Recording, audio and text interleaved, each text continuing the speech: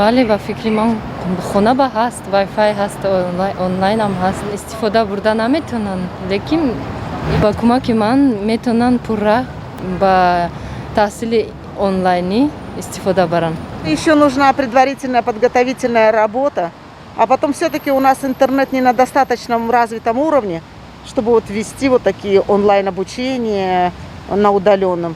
Мне кажется, еще нужны какие-то подготовительные работы в плане компьютеризации и онлайн-пользования.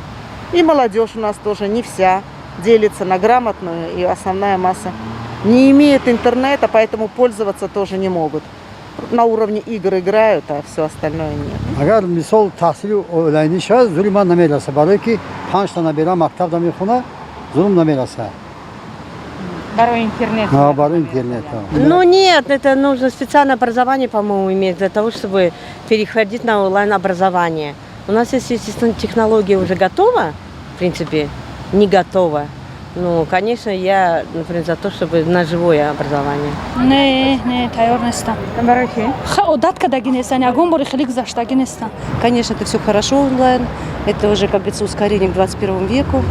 Но я что хочу сказать, что, например, мои дети смогут, а другие дети не смогут, потому что, во-первых, и интернет, это все дорого стоит, а потом и компьютеры тоже, приобретение компьютеров, это тоже очень сложно.